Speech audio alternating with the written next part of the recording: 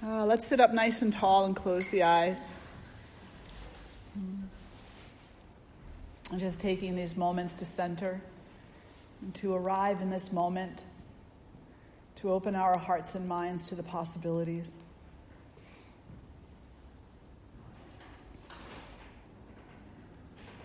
Taking these moments to connect with the inner self, the quiet self, the present self.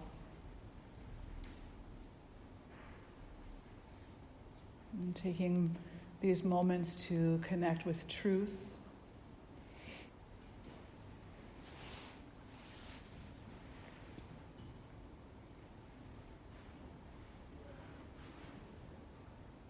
And then setting an intention that more people in this world become inspired to explore and abide in a higher truth, one that moves beyond the ego, beyond the smaller human tendencies of harm and greed, hate, and into the divine realm of love and unity, peace. And placing the right hand on the heart and left hand over the right. Together we'll lift our voices in one beautiful Om. Take a breath in.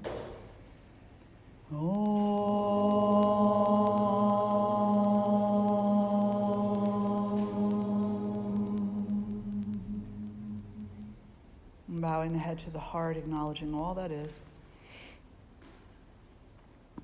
And draw the face to center, release the hands. So good morning, and thank you all so much for being here. I'll share a mantra with you. Om Sahana Vavatu Sahana Bhunaktu Sahaviryam Karavavahai Tejasvina Vadhitamastu Ma Vidvishavahai.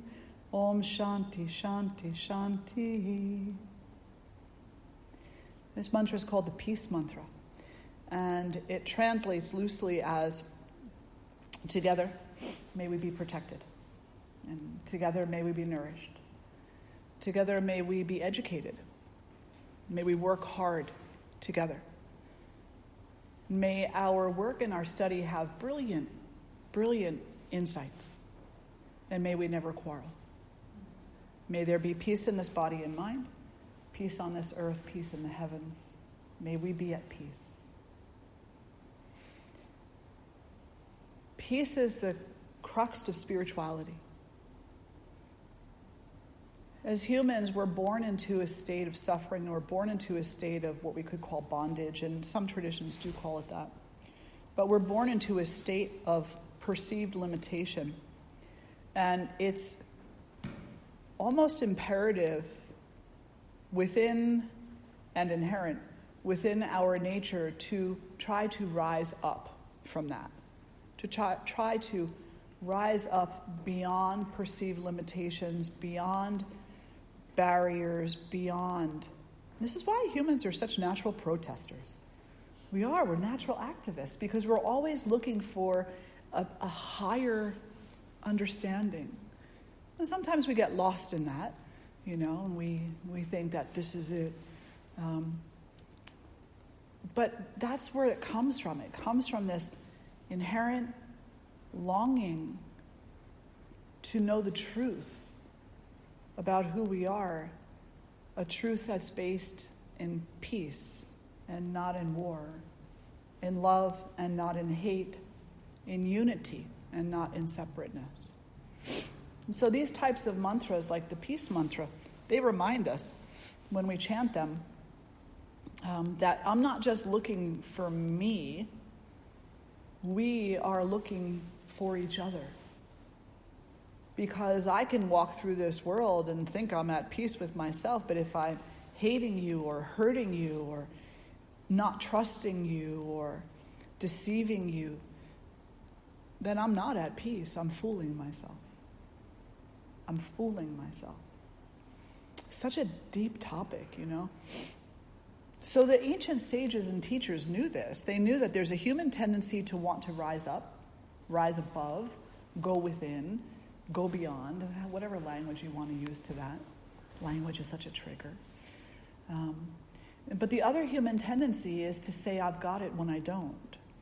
The other human tendency is to fool ourselves, is to get caught up in the ego. And so the ancient sages, the ancient teachers, they talked about this, and then when they had they implemented writing, they wrote about it. And the earliest of the teachings of yoga talk about it. As a matter of fact, it's the crux of yoga. It's like unity. Yoga means unity. That's what it translates as. It doesn't translate as stand on your head. It doesn't translate as, give me what I want. It doesn't translate as manifest my wildest dreams of wealth and fortune and sex and rock and roll. It doesn't manifest as any of that. The word yoga doesn't manifest as glow in the dark. It doesn't translate as glow in the dark or as sparkles and, shiny lights. It translates as unity. And in order to experience unity, the ancient teachers and sages laid out paths for us to follow. So many, there's literally probably thousands of them that were talked about, but they are all based in a few very simple understandings. The first is that if we're harmful because of anger, because of greed, because of lust, because of any egoic attachment, then that harmfulness steals our peace from us and steals peace from all others. So the first thing as a spiritualist that we need to dedicate ourselves to is to consistently become less harmful. And that has different meanings for different people, and that's perfectly fine. Some people, are like, you can't eat meat. And I'm here to say to you, whatever you eat it mindfully, Because I happen to know vegetarians and vegans who don't have any gratitude for their food, but put themselves on a pedestal above meat eaters. And I know meat eaters who are extremely grateful for their food, and they talk about the impact of meat on the planet and these things, and they eat with that mindfulness. So, balancing those two things is not a straightforward task. It's not enough to just be a vegetarian. It's not enough to just be a vegan. It's not enough to just say that my freedom is eating meat. It's how you're eating what you're eating, what wisdom you're allowing to bring you into that meal, and what awareness you're consuming it with. If it's not compassion, then what is it? So many of us eat our food in anger. We eat our food in frustration. That's not peaceful. There's no ethic there, There's only anger or frustration being taken out on a plate of food, whatever that food happens to be. So non-harming begins in one place and ends in another. Where it begins for each of us depends upon our life circumstances and where we find ourselves on our spiritual path. Eat mindfully, whatever it is that you're eating. Eat with gratitude. Breathe with gratitude. Speak with gratitude. Be present with gratitude. Harm none. Support as many as possible. Not by taking away their struggle. The struggle is very important in our spiritual growth, but by not harming them. That's the greatest way that you can support another person, is to get out of their way. Don't harm them with your opinions, your attitudes. Don't harm them with your expectations, with your judgments. Don't harm them with your anger, with your venom. Don't harm them. Just leave them alone. They got enough on their plate already, That's such a great way of serving people. The second way of serving people is to feed them. So there's lots of things that we can look at there. What are you going to feed them? Love, compassion, space, food. Good food. Good food. Come together for meals. Invite people you wouldn't normally invite. Let go of your judgments. Become more unified. Practice more yoga. Unity. And maybe eventually for some, they take it further. And then further and further. I mean, there are cultures in this world. The Jain, the people who live at the temples, they wear masks so that they don't mistakenly breathe in insects. And they walk through the hallways barefooted, and with a very gentle whisk broom, they sweep the ground before they step so as not to step on anything. And they sweep very gently so that they don't hurt anything with the broom. I mean, nonviolence has a very broad span. Just put it in place in a few parts of your life and let it grow naturally. Like a beautiful rose bush that you plant in fertile soil. You'll see that once you plant that practice in even one place in your life, it's going to start to grow and blossom in other places as well. And the flowers will be large and vibrant and very beautifully odorous. And then you'll start to think about what you're doing before you do it, and potentially making different decisions, or at least more thoughtful decisions, even if they're the same ones as before. The second thing is truthfulness. And truthfulness, the word Satya. Satya, such a beautiful Sanskrit word. It means to see things truthfully, to be with things honestly, to be open and transparent, to be present, to not lie, to oneself or to anyone else. And when you look at nonviolence and you look at Satya, you're like, wow, they're really kind of one and the same. They're different, but they're similar. Because Satya is necessary for ahimsa. Truthfulness is necessary for nonviolence, because you have to be truthful to yourself about your harm, what you're harming and why, which requires another one of these ethics of yoga, which is called Swamini, self-study. You come to the yin class on Sunday morning and you're conducting self-study. That's why I love yin, almost more than any other practice, besides meditation, is because it is a self-study about how I deal with discomfort, how I wish to escape, how I wish to remain present, and the battle that is. So this practice of yin brings me to another understanding of myself and another understanding of truth. And really all yoga practices should do that, but there's just some interesting things happening in yoga today in the West and elsewhere. But this truthfulness, it goes beyond saying, that person over there is lying. So what? All people lie, without exception. All people lie. So calling someone a liar is like calling a kettle black. It's like, yeah, where's the surprise in that? We all tell little lies every day. And we tell big lies to ourselves every day. The biggest lie we tell to ourselves is, I cannot be nonviolent. That is the biggest lie we tell ourselves. I cannot be peaceful. I cannot let go of my judgments. I cannot. That is a lie, because we can. All we have to do is want to. So the Svadhyaya, the self-study, says, once you recognize that much of what we say to ourselves has some tinge of untruth to it, sometimes a very great tinge, then we go deeper and we ask ourselves, why do I believe that?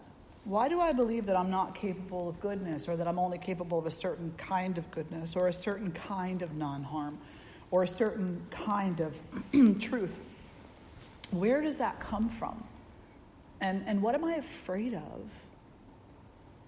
And fear is so huge in our life experience, we have to investigate it. Otherwise, we're living in ignorance.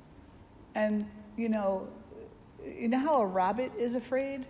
And a little rabbit, like if there was a little rabbit that got in here by mistake right now, it would be like running all over the place looking for some place to hide. We're like that in our mind. We're always looking for some place to hide, some thought or judgment to hide behind, some masquerade mask to put on, so that we don't have to show up truthfully as we are, flaws and all. Yeah. And the harm in that is pretty significant, because the harm in that is that we never really get to know ourselves.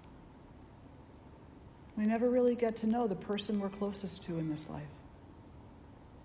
We come into a relationship with someone and we're like, I really want to know you. I want to know everything about you. I want to know your favorite color, your favorite TV show, your favorite place to walk, your favorite this, your favorite that. I want to know everything. I want to know your favorite food. I want to know what you don't like. And when's the last time we said that to ourselves? When we put our hands on our heart and said, I want to know you. I want to know. I want to know. So we walk through this life investing a whole lot in getting to, we think, know other people. And we invest very little in getting to know ourselves. Because we're like that little rabbit running back and forth, hiding behind this thought, hiding behind that judgment, hiding under that rock, hiding under in that little cave, that little den. Inevitably one day, it's snowing. Oh, that's so pretty. Inevitably one day, it's snowing. Yeah. Were we expecting this? I think so. Rain. Yeah. And then sunny later on. Wow. It's a weird year. Yeah, weather-wise. Inevitably one day comes, and kind of like the snow falling down, little epiphanies start to come. Like every snowflake is an epiphany of beauty, an epiphany of delicacy, an epiphany of power, an epiphany of clarity, an epiphany of unity, an epiphany of harm, of peace. All these little epiphanies. And suddenly something awakens within us, and it calls us to step onto, or more profoundly into, our own life. And to start to inquire on purpose. And most, if not all of you, have had these epiphanies already, and you're in this process, right in the middle of it, where it's like, there's something I forgot. There's something I forgot. And then we spend a lot of time trying to rediscover what we forgot. Sometimes we spend a lot of money trying to rediscover what we forgot.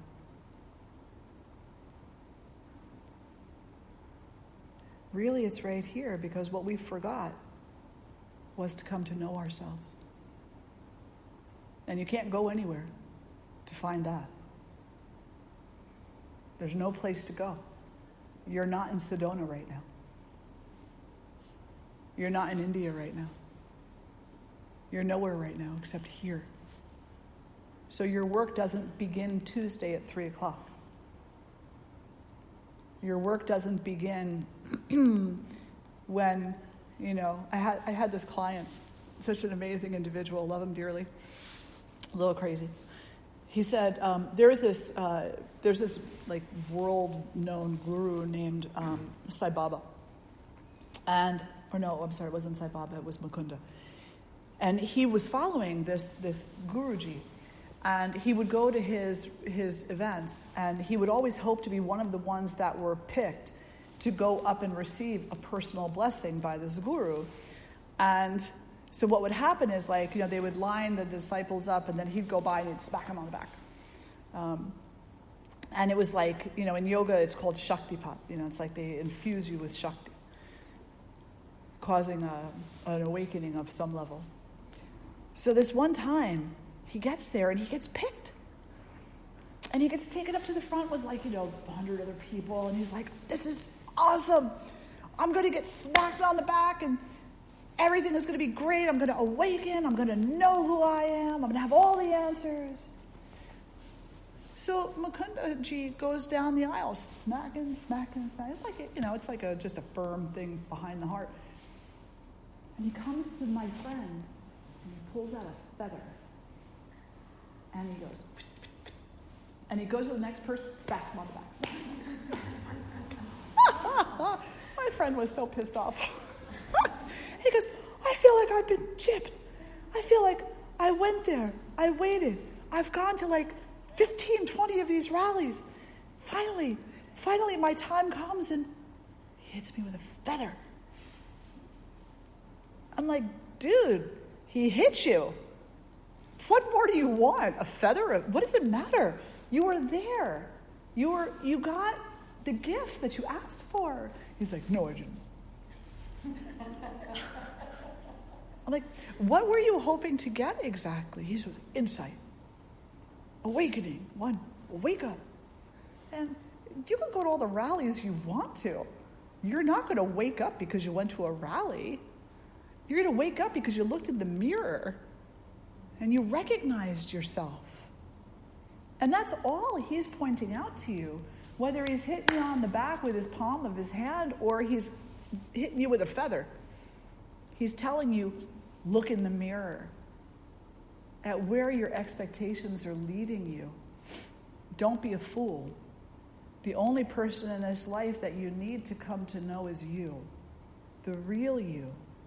And in coming to know the real you, you come to know everybody else.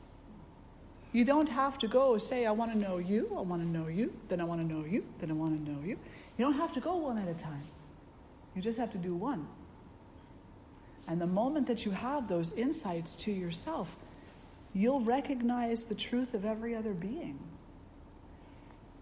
In yoga, there's something called Satyagraha. It means to be insistent about the truth. My mother used to be insistent about the truth when I was a child. Don't lie to me. My grandmother, too, she's a very strict Irish woman. She was 5 foot, this big. Then you didn't lie to her. Very insistent. But that's not what we're saying here with Satyagraha and with Satya. It's not looking at someone else and saying, don't lie to me. It's looking in the mirror and saying, why are you still lying to yourself? It's looking in the mirror and saying, let's do the work to open up to the truth. Just me. Just you. Not pointing fingers at anyone else. Not even pointing a finger at yourself, but opening the heart to yourself. And coming to a place where you understand that when you really know who you are and who you're not, then everything else becomes obvious. You don't really have to ask any more questions. In that moment of recognizing who you really are, then you recognize who all others really are.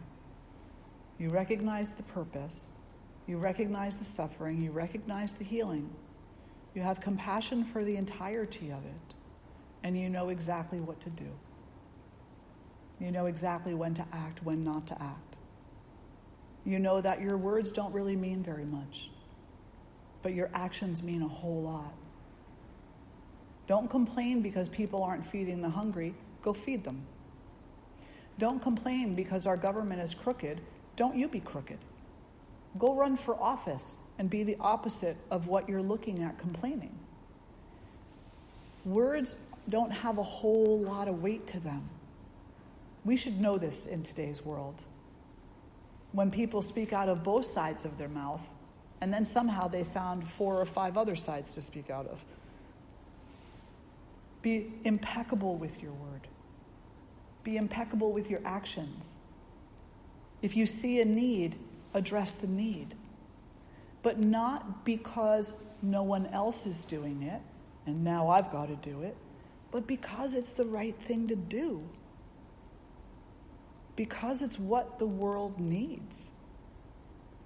And because you and I have a responsibility in this world to come into that place of service where we are not harmful to others and where we are truthful to ourselves and where we're living a life that is more focused on service and less focused on, if I could just get more piles of stuff, I'd finally feel okay about myself. It doesn't work that way. It just doesn't. Those are just rabbit holes that little rabbit's running down, getting lost, bouncing off the walls. So sometimes people say, well, that sounds like it's so stern, so strict. There's no fun there. I'm like, what is your idea of fun? I'm concerned with joy. Fun is just, it happens naturally. Like last night we came together, a few of us, for a memorial chant and a little bite to eat in remembrance of my beloved husband. And on the surface of that, there are people who would feel that if they were invited to come to a memorial, that's a downer. I don't want to go talk about the dead. I want to go have fun. Michelle, you were here last night. There was joy. There was so much joy. Rich, you were here last night. Did you have joyfulness last night? Did you have joyfulness, Krishna? So great. Lori, did you? Totally. I'm not worried about going to Great Adventure and having fun. If I find myself there, then I'll enjoy it. But joy. The joy of community, the joy of laughter, the joy of coming together and celebrating life in all of its messiness, which includes death. And reminding each other why we're doing what we do, why we're on this path of birth to death, supporting each other and having our epiphanies, holding space for each other when we make our mistakes, being together. What more could we ask for, So this path is not a path of just stern, but there is a discipline that's necessary. And that discipline in yoga is called tapas. It's another one of these 10 ethics that we should all live by. But it's not necessarily a cold, hard discipline. For some people, maybe it's like that initially, because they need to go from a place of non-focus into a very strong place of focus so that they can overwrite some previous tendencies. But eventually, for all practitioners, it's a softer discipline. It's a compassionate discipline.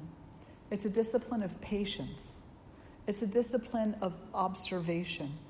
It's a discipline of paying attention on purpose and invoking consciousness to be our guide rather than the ego.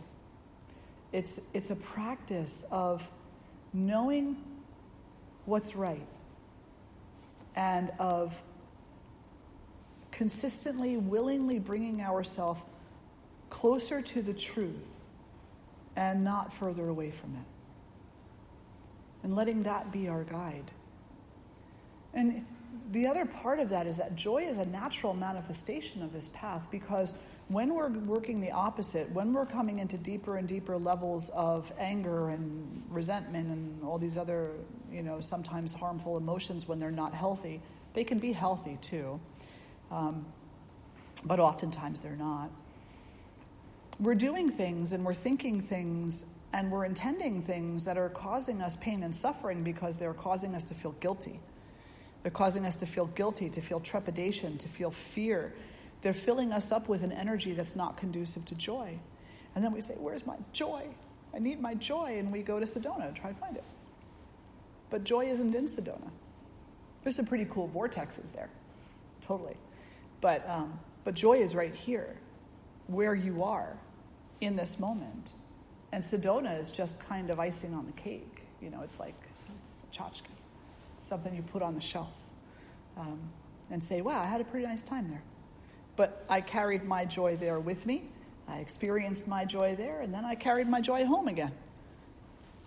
I had a teacher one time. His name is Naeem, and he used to tell really great stories.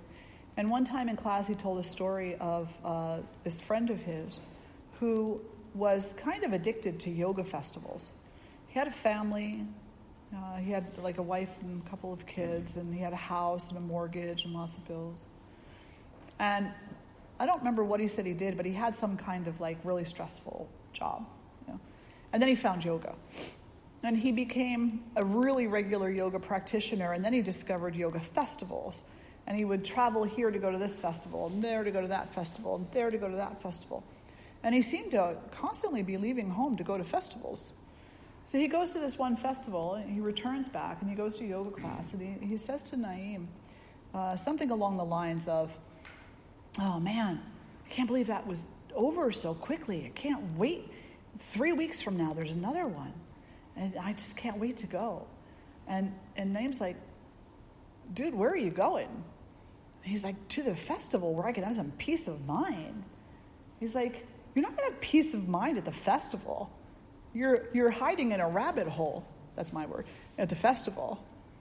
If you can't have peace of mind where you are, then no matter how far you run, no festival is going to be big enough to hold all that. You got to find it where you are.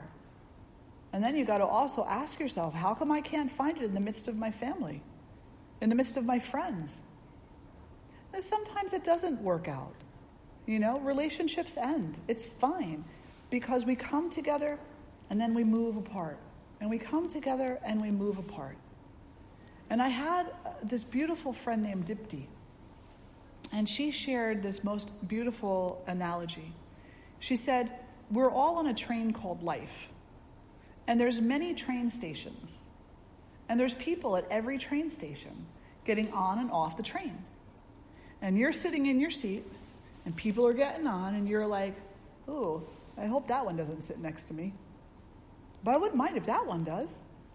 And then someone inevitably sits next to you, or they don't, and you ride the train with them for a while. Sometimes you get really attached to that person, and you're like, I hope they don't ever get off the train. Sometimes you're like, please get off the train. But you don't have any control over when they get on the train or when they get off the train. Not really. And you might be thinking to yourself, well, yeah, I can walk away from the relationship. Oh, can you really? Just because you walk away from a relationship doesn't mean you're walking away from a relationship. There's another story of these two monks who are walking down the road. And it was just a really stormy day. And there's this woman in this beautiful sari, somehow stuck on this little island-like dirt in the middle of this huge puddle that's like as big as this room. How she got there, I have no idea, because she's decked out to the nines and she has absolutely no dirt on her whatsoever or anything. She's not wet from the rain, but she's standing on this little island in the middle of this huge, huge puddle. And then these two monks are walking down the road, and they see her, and the one monk rolls up his robes, and he treads through the water, and he picks her up, and he walks her off to the dry road, and he puts her down, and he bids her have a wonderful day. She thanks him, and she continues on. The second monk comes up to him and goes, I don't believe you just did that. You broke your vow. You touched a woman. And he's like, she needed assistance. Let's walk, brother. We have to get to the ceremony. So they continue walking. A few minutes later, the monk turns around to the one who supported the woman and says to him, oh, I don't believe you touched her. I don't believe you just threw your vows off to the side like that. I don't believe that you walked through that water. You picked that woman up. You violated your vows. What kind of monk are you? So the second monk turned around to him and said, brother, I put her down back there. You are still carrying her. So just because you leave the physicality of a relationship doesn't mean you leave the relationship. You carry the impression of that relationship with you. And if we're not mindful, that impression becomes a guide for other relationships that follow. So we have to be able to look in a mirror and seek the truth in ourselves about harmfulness, non-harmfulness, peace, disturbance, unity, separation, judgments, acceptance, all these things. But with compassionate discipline, so that we hold enough space for ourselves to change without being forced to change. Force is a violence. Empowerment is empowerment. When we force ourselves to change, it won't really work. Maybe for a little while, and we'll be like, I got this. How many of you ever quit smoking? I quit smoking. I used to be a smoker. I quit smoking many times. I was a professional quitter. I love saying that. Because I kept quitting, kept going back to it, because I wasn't doing it for the right reasons. I was doing it because, this one said, oh, you should quit smoking. It's bad for you. It wasn't until I woke up one morning and I was having my coffee and a cigarette, and my son, who at that time was like little, he was like 3, 4 years old, I don't know. Because he had to be 4 because he was in school. He comes walking up to me and he goes, you're killing me. My teacher said you're killing me with that smoke.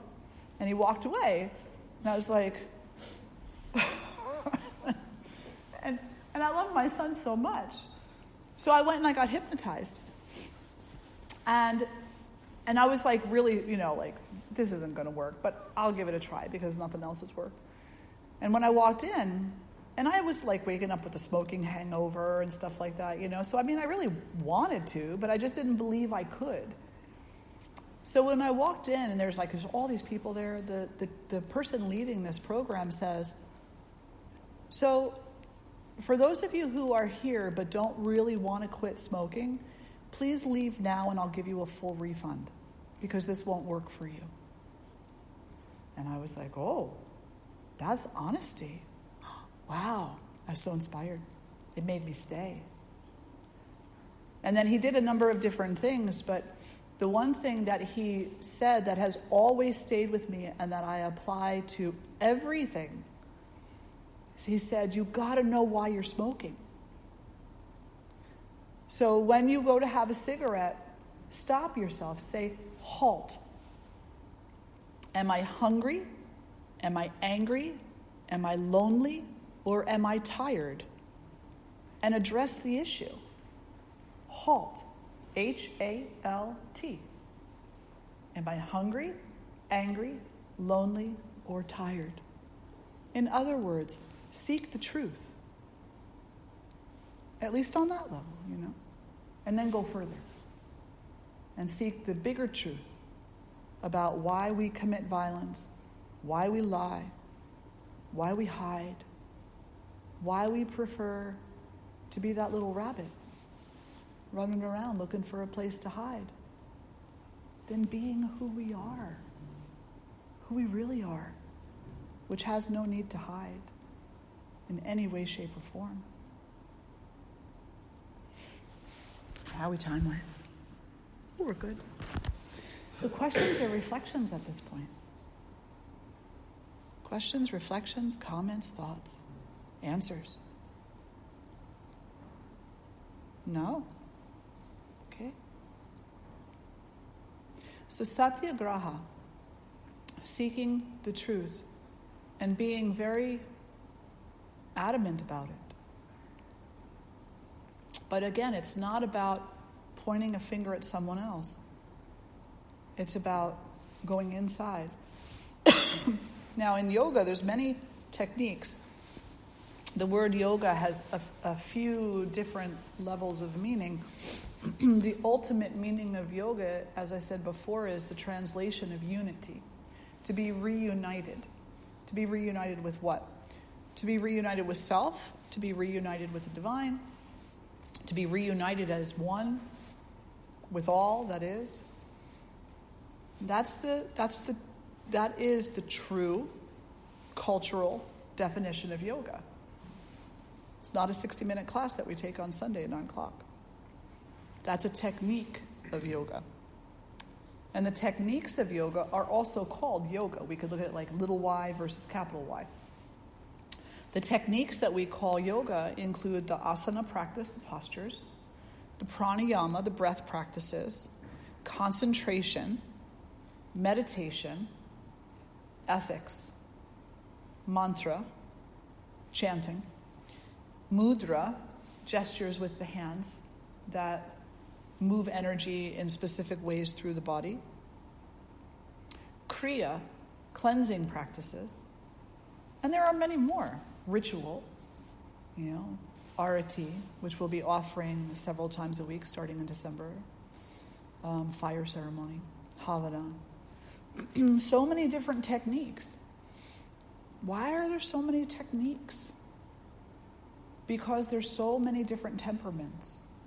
There's so many different kinds of people from different areas of the world who focus on different needs in life.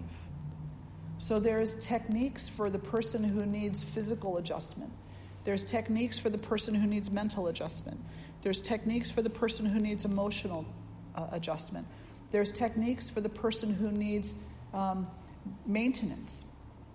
There's techniques for the person who's dealing with anger, for the person who's dealing with codependency, for the person who's dealing with fear. There's different techniques for different temperaments. Because the ancient teachers knew that we're all the same, but we're all also very different from each other. Our life path is intricately interwoven with each other, but quite unique as well. We are not at all the same. Not in any way, shape, or form. You may have been born in California, I was born in New Jersey. You may be a male, I'm a female. You may have, been a high adventurer who traveled the world and I never traveled anywhere. Be all these different things. So we're nothing alike. You may be an atheist and I'm whatever. We're different. But then we're also kind of alike. We're sort of the same. Because you're alive. And enjoying life, having a life, experiencing a life, so am I. We have similarities in our life. You know that you don't like to suffer, you prefer to be satisfied. So do I. You've been to school, I've been to school, you've seen the sunrise, I see the sunrise, you've seen the sunset, I see the sunset, we're kind of alike. And then we are exactly alike. We are exactly without difference. Because you are spirit and so am I. And you are a soul embodied in a body that is having a human experience, cultivating and resolving karma constantly, and so am I. We're both on a journey together, so we are the same. We're also both ignorant as well as wise. We're the same. So this inquiry into truthfulness, this inquiry into Satya, opens us up to understanding that. And when we understand that there's diversity between us, but that there's also this greater unity, life becomes more joyful, less loaded down with guilt and fear and trepidation and anger. And these techniques of yoga, these postural practices, these breathing practices, meditation, concentration, are all meant to support us in that inquiry. It's really cool to learn how to stand on your hands. I used to love my inversion practices. It didn't matter where I was. I'd always be in some kind of an inversion. Ed would be like, honey, please don't do handstands in the store. Yeah. But they're good. They change the energy up. Yeah. And then he did a headstand in a high-level meeting in a military base in New Jersey, because a general, I think it was a general, said to him, he was a contractor. I said to him, I really need your company, the company he worked for, to step up and to ramp it up, whatever they were talking about. And Ed, to reassure him, said, I'll do whatever you ask me to. I'll even stand on my head. Watch. And he stood on his head. Needless to say, he was the talk of the town for a while. But like these techniques, they teach you how to wait. They teach you how to investigate, how to be curious, how to experience resolution, how to empower balance, how to feel energy, how to feel. That's what all these practices and techniques are for, to teach, not to get stuck there. Not to think just because I got the headstand, now that's it, I'm good. No. That's one tiny little grain of sand in a world of beaches. And now you got to know what to do with that. How do you take all of that balance and all of that strength and all of that resiliency and all of that surrender and apply it to the worst relationship in your life? Yeah. How do you apply it to your anger? How do you apply it to everything? How do you take that? And how do you allow that to become the medicine of consistency for your spiritual practices? That's a big one too. All these techniques build consistency for us. You know why we're not happy is because we're not consistent. You can read all these like self-help books and these build a business books and all these things. And the one thing that there's many things they all say, but there's this one thing that they pretty much all say, and they say you got to be consistent. If you're not consistent, you'll get confused. Well, I don't know what to do now. Because I went over here, and then I went over here, and then I did this, and then I did that. And now you feel inconsistent, so you feel chaotic. And then you fear other people will see you as chaotic and inconsistent, so you better make a decision. And then the decision is a forced decision based on what's going to reaffirm your personal power in the eyes of others versus the peace in your own heart. Does that make sense? Yeah? So don't get caught up in that. Just be consistent.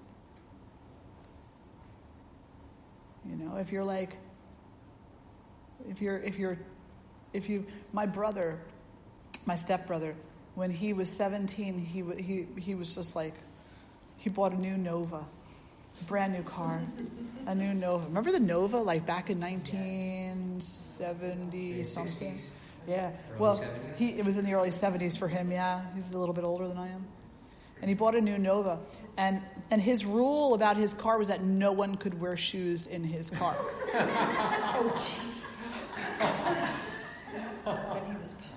I'm like, John, you're insane, man. He's like, take the shoes off, sis. I'm like, where am I going to put them? He's like, carry a bag with you. Put them in your lap. But nobody was allowed to wear shoes in his car. He was really consistent with that rule, too.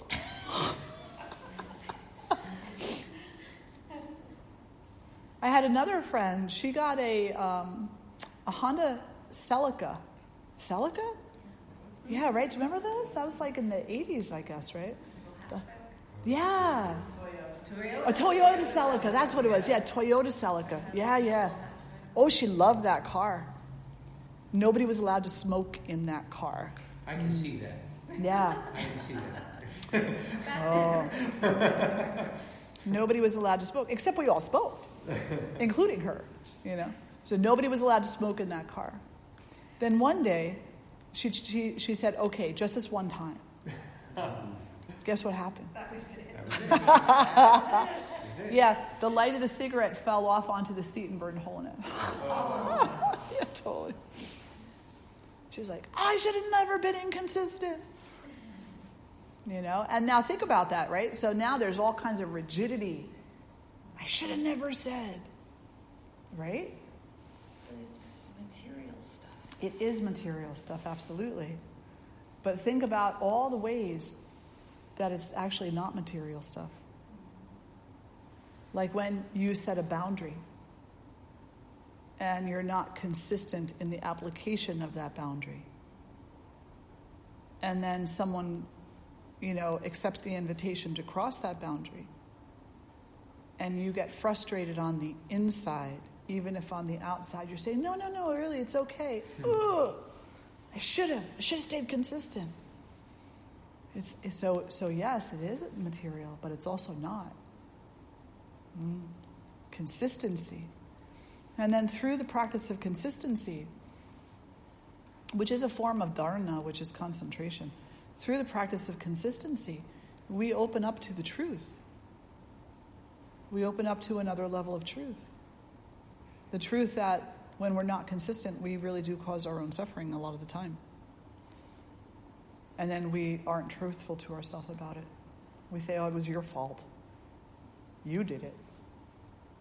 You said it. You lit the cigarette. You told me I could. Now it's a blame game. Yeah. Where consistency gives us some easefulness in the pace of our walking and some freedom in the physicality of our body so that our circulation doesn't get all torqued based on what we should have done. Yeah. So just kind of recapping, we have ahimsa, non-violence, non-harming, to self, super important, that we're seeing ourselves with compassion and understanding that this is all Leela. Leela, as we were talking before, divine play. You ever work on something in your life, you're like, I'm going to be a patient person. I'm just going to be more patient. And you do all this work. You get like the self-help book, and you do the exercises, and you start seeing a benefit, and you start getting a little full of yourself, saying, I did so good with this. I've got it. I'm a more patient person. Then, like the god or the goddess is looking down at you and going, look at you. Oh, you think you've got it? Good. How about this? And they give you a little something for fun to see just how patient you've really become. And you're like, instead of just breathing through it with compassion, with patience, with acceptance. It's called Leela, the divine play of the divine. And then all those things, the non-harming, it all leads us to a deeper inquiry about what the truth is. And some people say the truth is that in this moment you're perfectly fine, even though it's snowing. Still. Wow. Yeah. Even though you're chilly. Even though some of you are hungry. Even though some of you have troubled relationships.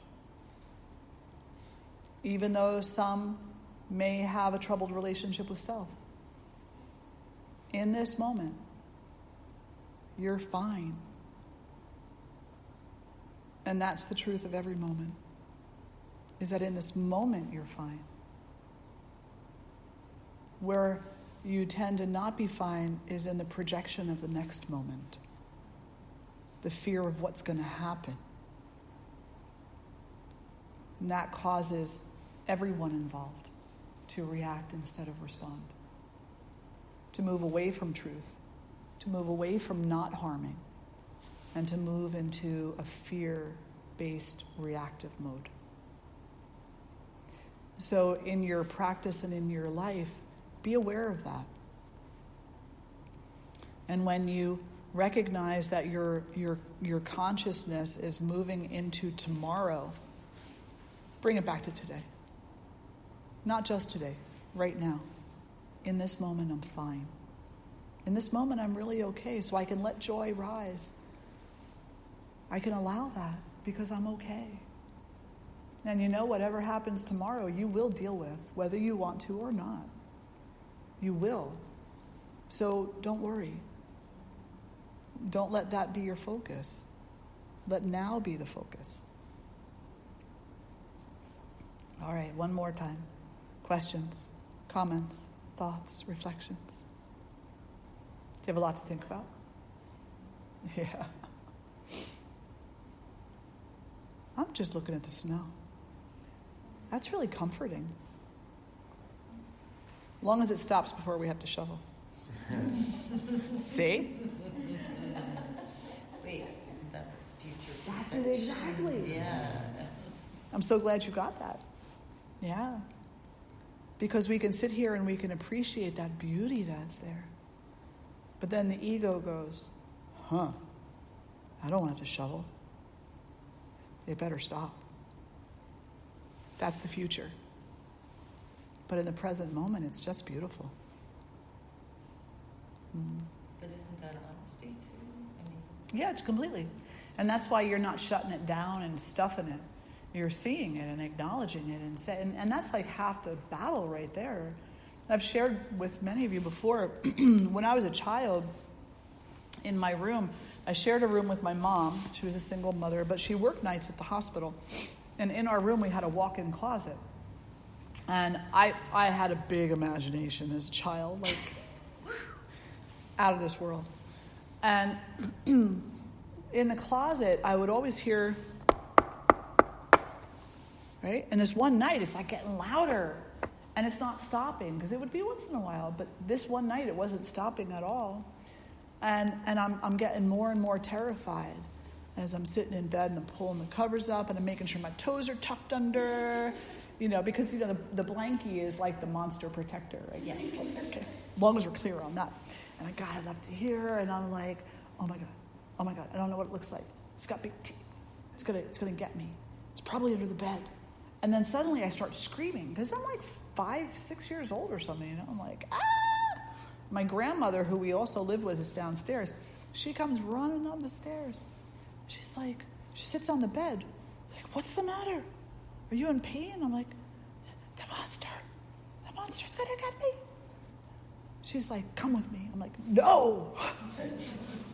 Brave, crazy Nana. She's like, come with me. She took me by the hand and she walked me over toward the closet door. And my mind's going, mile a minute, oh my God. And she said, open that door, it's gonna leap out. There's that picture of Christ with the weird eyes, it better protect us. Remember, it was like a picture, my Nana was, we were Catholic. So we had the picture of Christ where the eyes like followed you. No matter where you went in the room, and I'm freaking out for all kinds of reasons now. She opens the door, she flips the light on, I stop breathing, and there's nothing there except one hanger hanging next to the wall.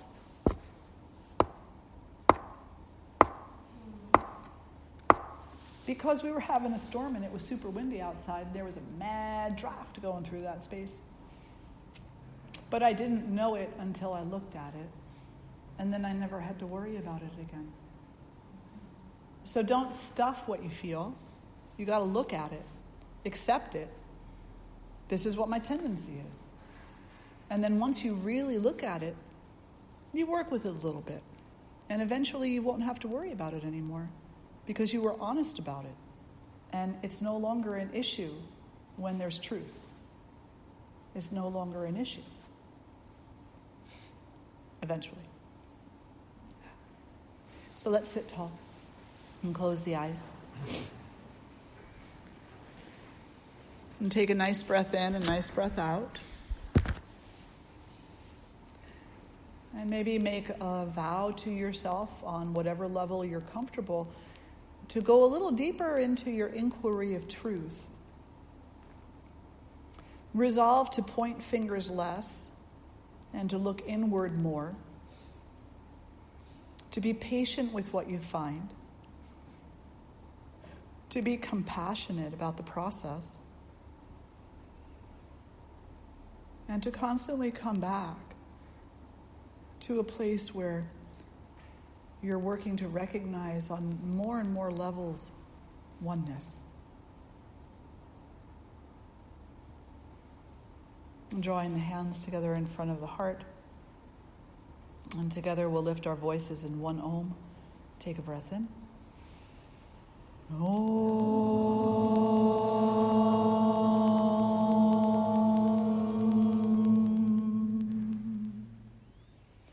Lokasamasta Sukhino Bhavantu. May all beings everywhere find peace, love, light, and happiness. May all beings know their oneness. Om Shanti Shanti Shanti. Namaste. Thank you all so much for being here today. So good to gather with each and every one of you. I wish you so much truthfulness, non-violence, and oneness in this life, in this moment. Now. So we have brunch served till 1, 2 o'clock gentle yoga, 7 p.m. teen yoga. We have our holiday bazaar festival Sunday, December 8th, not next Sunday, the Sunday after. So Sunday, December 8th. There'll be the typical classes that are on the schedule, plus some additional ones throughout the day, and we'll have some holiday-based vendors here. You can join Brahmani, who will be here decorating vegan, gluten-free Christmas cookies. Yeah. And then we also... Reiki and... Yeah, we'll have Reiki, we'll have reflexology, we have Thai yoga, all kinds of stuff. All kinds of great stuff. I think origami, if I'm not mistaken, we're going to have also. Yeah, and actually origami, as long as Christopher is feeling up to it, he's Christmas ornaments, holiday ornaments, whatever kind of ornaments. And then the weekend of December 15th, we have a Rest and Renew retreat weekend, which is really nice this time of the year. You'll come in, you'll be treated like a god or a goddess. You'll eat good food, you'll have lots of sound healing, lots of meditation, mindfulness. And then later in the month, last week of the month, we have a yin training. And that's appropriate for both teachers of yoga and non-teachers of yoga of any level of experience. In December, we are going to be having a little bit of a different schedule. So, New Year's Eve too. yeah, not there yet. Working on it. I know, I'm just trying to remind myself. I'm like, okay, come back to December now. So in December, our schedule is going to change a little bit. We're going to be introducing this beautiful ritual called Arati. Arati is a fire ritual, and it's based in gratitude. And we'll be working this ritual 3 evenings a week and Sunday mornings after the Wisdom Circle. And what it is a combination of satsang, which is like what we do here in the Wisdom Circle is satsang. So a little bit of satsang, a little bit of chanting, and a little bit of fire, literally fire. We'll have these aratis, which are candle lamps, and they'll have either ghee or camphor in them that'll be lit on fire, and there's a ritual of circling that each person is able to do while they're giving thanks for whatever they're thankful for. And we'll be conducting these aratis for world peace. For world peace. It'll be Tuesdays, Wednesdays, and Thursdays in the evening, and then Sunday mornings at about 11:30, 11:45. We'll have morning meditations. Now, until the end of this month, we have morning meditation followed by satsang. Starting in December, we'll have morning meditations for an hour and a half, from 6:30 to 8 a.m. And you can come in for any portion of that, just come in quietly. And you can leave, like if you need to get to work and you can't stay past 7:30 or something, that's fine as well. Just come as you can and join us. That is in the Devi Sanctuary. And the couple of other changes, so just look on the schedule. And then on New Year's Eve, we're going to have our New Year's Eve bash again. No alcohol, no drugs, no intoxication, other than music. Lots and lots of wonderful music.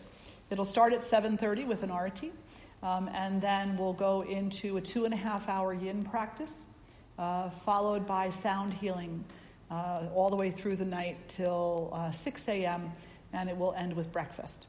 And all of that will happen in this room. The heat will be turned up so you'll be warm enough, and you can bring your sleeping bags, your yoga mat, And join us just for a really wonderful way of bringing in the new year.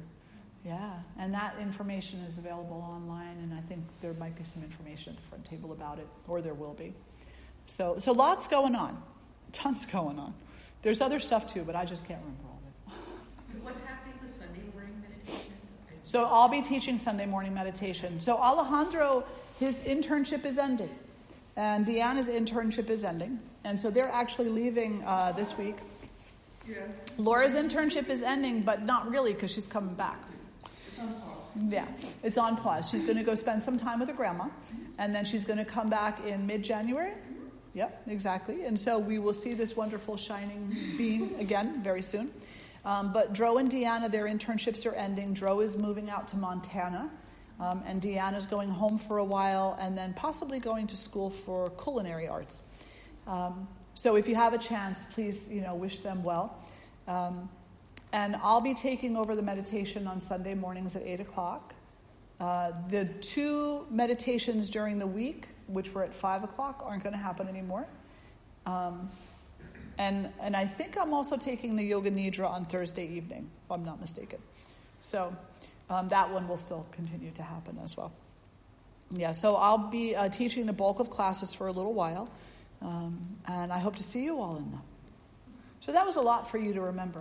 Can anybody repeat it all? You'll get a gold star. Oh, wonderful. It's always on the website, so you can always check there. So thank you all. Enjoy the rest of your day. Namaste.